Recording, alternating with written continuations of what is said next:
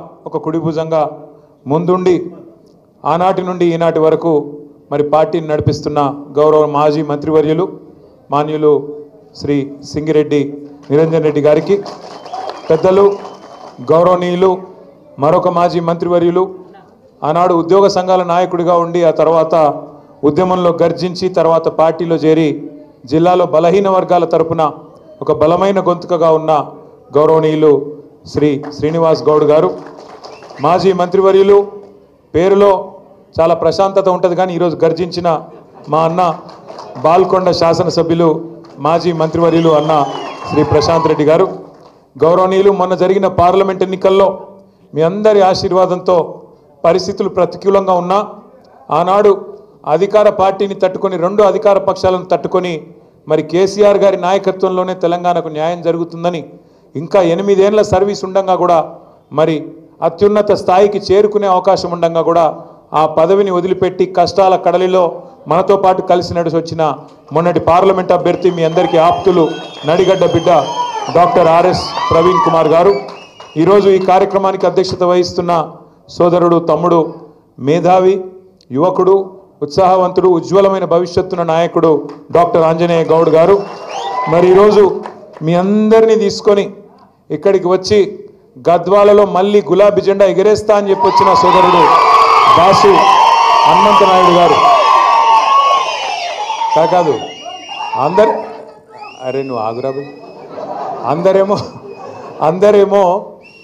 అందరేమో ఇక ఫలానా నా బాస్ అని చెప్పుకోవాలి, ఆయననేమో పేరులోనే బాస్ అని పెట్టుకొని కూర్చున్నాడు. దాసు హనుమంత నాయుడు గారు తప్పకుండా మీ అందరి ఆశీర్వాదంతో గొప్ప నాయకుడిగా వారు ఎదగాలని మనస్ఫూర్తిగా కోరుకుంటూ, అదేవిధంగా వేదికపైన ఆశీనులైన సోదరుడు విజయ్ గారు,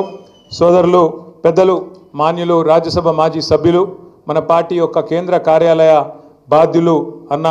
రావుల చంద్రశేఖర్ రెడ్డి గారు, కరీంనగర్ ఉమ్మడి జిల్లా పరిషత్ మాజీ అధ్యక్షురాలు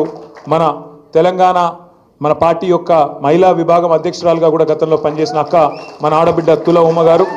అదేవిధంగా సోదరులు బైకాని శ్రీనివాస్ యాదవ్ గారు, సోదరులు అలీపురం వెంకటేశ్వర రెడ్డి గారు, అదేవిధంగా సోదరి శ్యామల గారు, వేదికపై ఆసీనులైన మరి సోదరులందరికీ పేరు పేరున వేదిక ముందున్న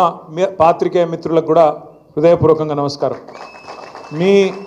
ఆవేశము మీ ఉత్సాహము చూస్తూ ఉంటే తప్పకుండా తొందరలోనే గద్వాలలో మీ ఎమ్మెల్యే గారు పార్టీ మారి మోసం చేసిన దానికి ఉప ఎన్నిక రావాలి, మళ్ళీ ఖచ్చితంగా మన గులాబీ జెండా ఎగరాలి, ఖచ్చితంగా ఒక సామాన్య కార్యకర్తను పెట్టి ఒక నాయకుడిని పెట్టి తప్పకుండా అక్కడ గులాబీ జెండా మీరు ఎగరేస్తారనే నమ్మకం కూడా నాకు కలుగుతా ఉంది. నిజంగా గత 18 నెలల పరిపాలన చూస్తే మనందరికీ ఒక విషయం స్పష్టంగా అర్థమైంది, రాష్ట్రంలోని ప్రజలకు కూడా స్పష్టంగా అర్థమైనది. ఈ శతాబ్దపు అతిపెద్ద మోసం ఏదన్నా ఉంది అంటే కాంగ్రెస్ పార్టీ ఇచ్చిన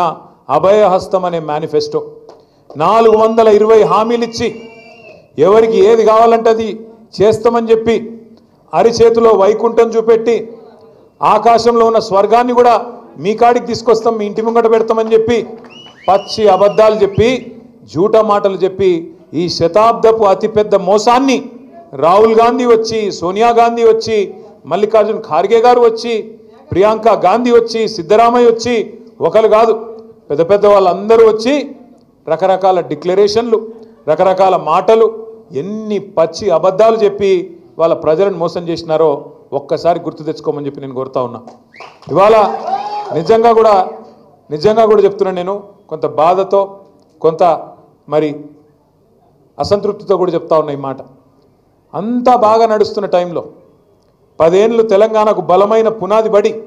ముందుకు పోతున్న టైంలో ఆ మధ్యలో నేను చిన్నగున్నప్పుడు సినిమా వచ్చింది,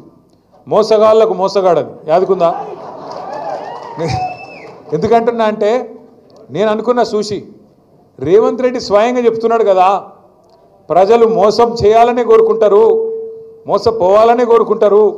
మోసగాళ్ళనే నమ్ముతారు అని రేవంత్ రెడ్డి స్వయంగా చెప్తున్నాడు కదా, నమ్మరేమో అనుకున్నా. కాంగ్రెస్ పార్టీకి 55 ఏళ్ళ అవకాశం ఇచ్చినా కనీసం మంచినీళ్ళు ఇవ్వలేదు, కనీసం కడుపు నిండా బువ్వ పెట్టలేదు, అట్లాంటి దిక్కుమాలిన పార్టీని ఎవరన్నా నమ్ముతారా అనుకున్నా. కానీ మనోళ్ళు ఏ కారణం చేతనో కానీ, అంటే మీరు గద్వాలోళ్ళు కాదు, పాలమూరులో మిగతా నియోజకవర్గాల్లో మాత్రం నమ్మినరు